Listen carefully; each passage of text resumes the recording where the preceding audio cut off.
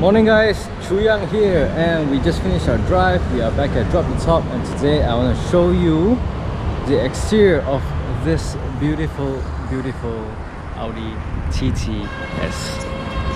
Now, this is an import that we brought in through Western Circle, through Drop the Top, and even though it is not a drop the top, let me show you why it is a fantastic coupe all around.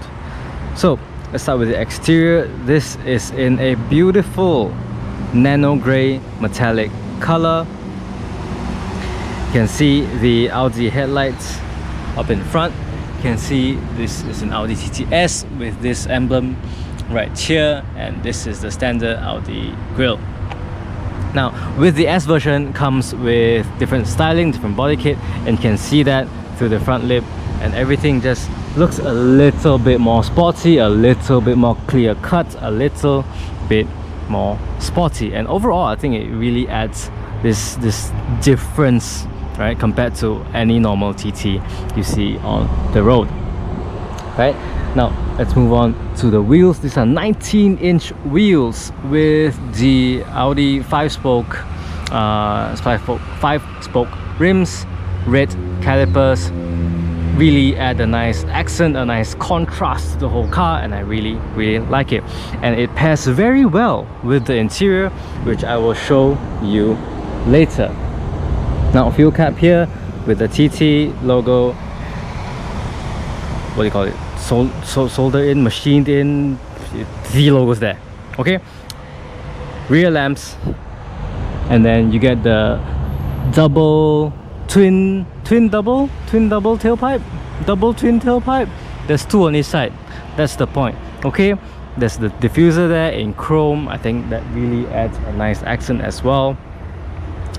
Logo, and that's about it for the car. Right?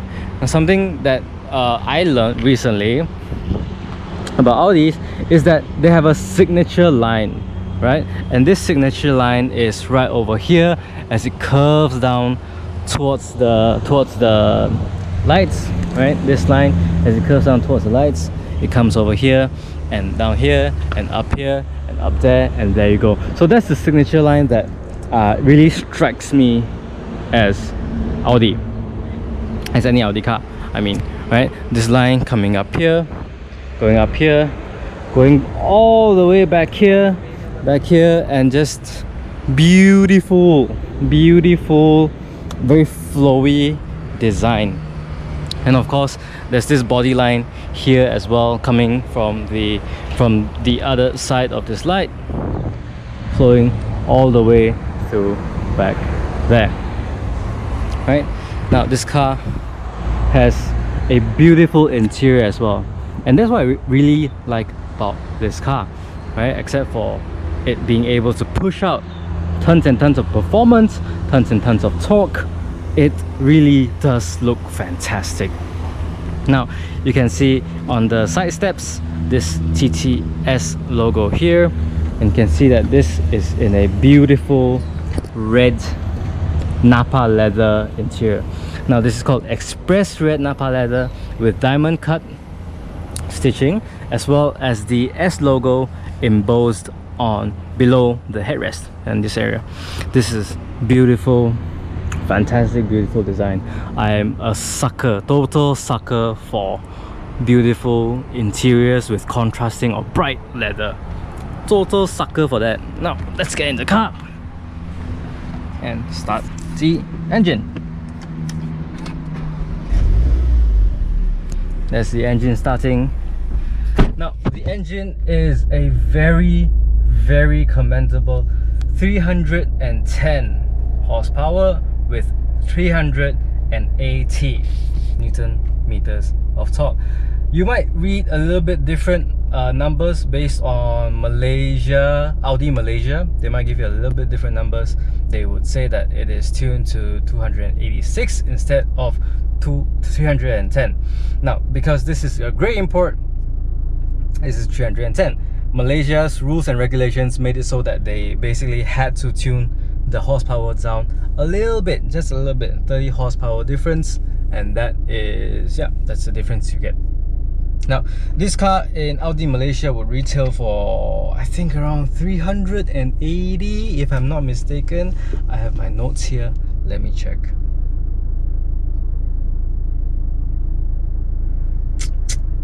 Okay. Yes, it is in Peninsular Malaysia. Yeah, we're in Peninsular Malaysia. It comes with 392,000 ringgit. Now, by all means, not a small amount. Okay, it is almost touching 400s, and when you almost touch 400k in Malaysia, that means you are almost getting into Porsche 718 category. Okay, I think you can get a Cayman for that price, a used Cayman 718 for that price, which is the main competitor for this car to me. Both coupes, both having a 2.0 liter engine, and both being very, very comfortable, well-built interior, and of course one is a smaller Audi and the other is a Porsche. Okay, now let's move on to the interior. This is a multi-function steering wheel, flat bottom with TTS logo over here.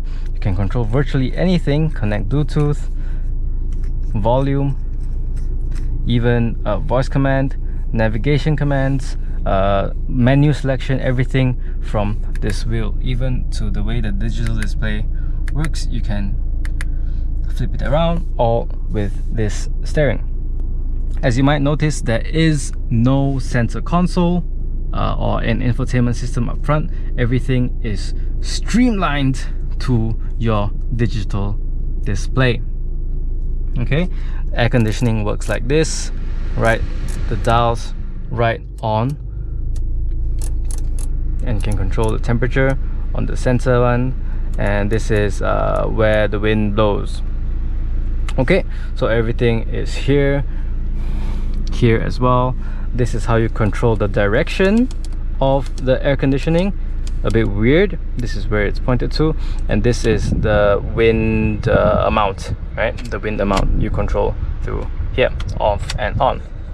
Okay, so that's a little bit counterintuitive, but nothing we can't get used to, right? This is the center, the main I struggle. The main central island. I don't know what it's called, man. This is the center thingy lah. The center thingy with the gear, with the controls. You can control it through here as well. The display and stuff. You can select radio or media. Let's turn it off for now. Telephone, everything. Basically, it is some of the controls here moved over here. One small cup holder that fits a small bottle, and another cup holder inside there that holds your keys and stuff. Okay, so there's a compartment here which you can push back, and it's spring loaded, so there you go. Start stop engine over here, and the gear is leather with red cross stitching, contrast stitching. I love that. I love that detail. It is like what do you call it, symmetrical? Not really symmetrical. It is synchronized. Yes, it is synchronized with this here on the steering as well as the start stop button. You get that, and beside it you get the red, beautiful red leather. Okay, so that's absolutely fantastic design. I love it so far. And you know another thing that I love? Bang & Olufsen. I love listening to music in my car. It's just, I like listening to music, right? Listening to music as well as podcasts and stuff like that. So B&O, Bang & Olufsen, they produce very, very good sound quality. The bass is reasonably deep.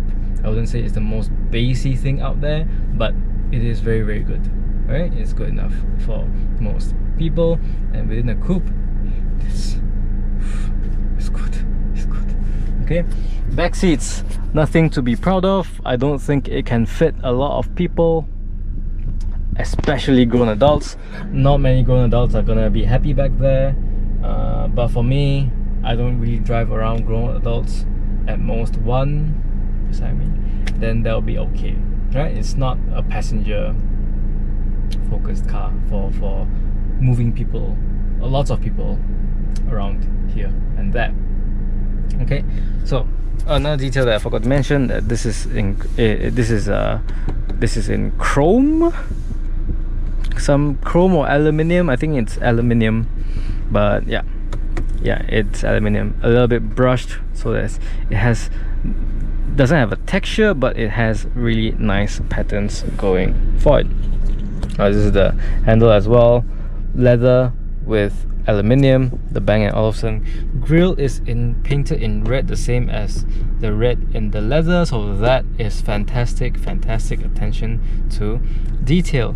Now, a little bit textural difference between this plastic thingy versus the inside of here, right? This is, I think, Alcantara. It feels like Alcantara, so that's just a little bit more of a premium touch to the car. Now, Quattro here to say that yes, you are in a car that has Quattro by Audi. So that's really fantastic and adds to the drive very well. All-wheel drive in a small car like this, it is absolutely fantastic. Okay, so this engine is a 2-liter engine that produces 310, right? In this unit it is 310 horsepower, 380 Newton meters of torque. 0 to 100 century sprint in 4.6 seconds. So that is supremely fast for a small car like this with all-wheel drive. It is fast. It is really fast. It is up there with Porsche 718 category, depending on whether or not you spec up the base Boxster or the Boxster S with sports chrono pack. That will basically mean the difference between whether this car is faster than a Porsche or not. 718, right? The competition with this car is with the Mini JCWs, the SLC 43s, even I would say the Toyota Supras. Price wise, it is really up there in this category, right? It is really up there in this category. And the thing that I most appreciate about this car, and the thing that strikes me the most with this car, the most memorable thing with this car, is how fancy and beautiful this interior is. Now, wouldn't you like to sit next to me? Now, that's the most, like for me, that's the striking point, right? This kind of combination, this kind of spec, and this kind of like fashion sense in a way, with the outside exterior, with a red interior, black contrasting leather. That's fantastic and it's so tasteful. Whoever spec this car is so tasteful, right? Talking about the gearbox is a 6-speed S-tronic, and yeah, I would say that the gearbox is sometimes a little bit reluctant to do aggressive shifts here and there, but overall it gets the job done. It's a bit more on the passive side. Okay, anything else about this car that we want to know? Mostly about the competition. I think for a car that performs like this in the grey import market or the business we're in, Western Circle, you can get this car for around 270 to 280. I'm not sure, check out Muda for the most updated prices at the time of release. I think this is like 275 maybe, and that is in BMW G20 range. That is what else? What else kind of car is that? I think base C class would be somewhere there as well, or an A class A200. I'm not too sure about prices. Man, I suck at remembering prices, but yeah, it's more or less in that category.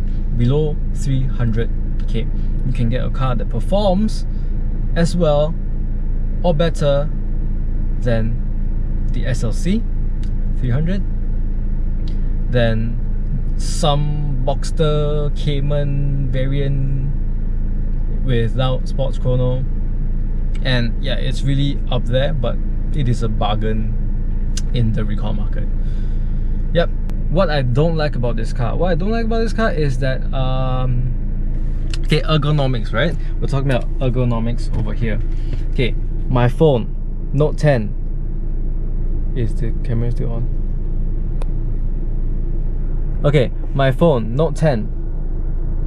It doesn't fit anywhere except for maybe the door bins at the side, but the door bins at the side are tiny, tiny, tiny. You can barely fit a bottle here. It's so tiny. I don't like it. Storage space is no. Okay, my phone, I got nowhere to fit it. Okay, if I push this back, yeah, maybe I can put it, but not nicely, right? If I slot it in like this or like this, it's just it goes deeper in, but like how hard is it from here? Your hand has to, I have to move front and put it and avoid this gear knob. It's just not ergonomically well designed. Another complaint, drive select. Why is drive select over here? Why is it over here? If I see a nice stretch of road coming up, I want to prepare for driving that nice stretch of road in the most enthusiastic way possible. I want to be able to access it from my either steering wheel or like a button here or anywhere here, but no, this is no. Okay, yeah, I have to, like, let's say I'm drive, then the most direct way for me to go is like straight, but straight I will hit this. Okay, see, my hand goes here, I want to drive select, it hit this, so I have to go something like this to change drive select, and it is not good. Okay, not good. Put this button somewhere else. Jeez, put this button somewhere else. And volume here also. Why will I ever go from here to adjust the volume? No way I will use the multifunction steering wheel. But if that wasn't an option, this would prick me every single day. I would hate changing the volume every single day because I have to avoid the freaking gear knob. Okay, yeah, minor complaints there, but minor complaints. Other than that, sitting position is nice. You are not too low to the ground, and you don't feel like you're like sitting on the ground basically, and that's a reasonably nice compromise feeling for a short car. Like, it's a very short car, and you don't feel like your butt is on the ground, and I kind of like that. I don't really like feeling like I'm stuck to the ground, or it makes me super paranoid about going over bumps, and I have to be very careful, and it basically psychologically forces me to be very careful when I go through the bump there. Other than that, yep, who will buy it? Okay, who will buy it? Who would buy this car? Someone that likes to drive, okay? Someone that likes the color red, or you know, if you got that someone who likes the color red. What I like about it, multifunction steering wheel is very, like, the wheel itself is enough for you to get through most functions. You just need to get over some of these ergonomically not optimized locations of some buttons here and there. So that doesn't really make me yeah, I don't really like that. But other than that, I would say this is a comfortable car that you can daily, at the same time you can drive on twisty roads like this morning. And I think that contrast, that balance is really nice. This is a car that you absolutely can go out with and be proud in. Look at it, beautiful. Yep. So those are my thoughts on the Audi TTS. Let me know what you think. Like, share and subscribe. Comment down below if you like it.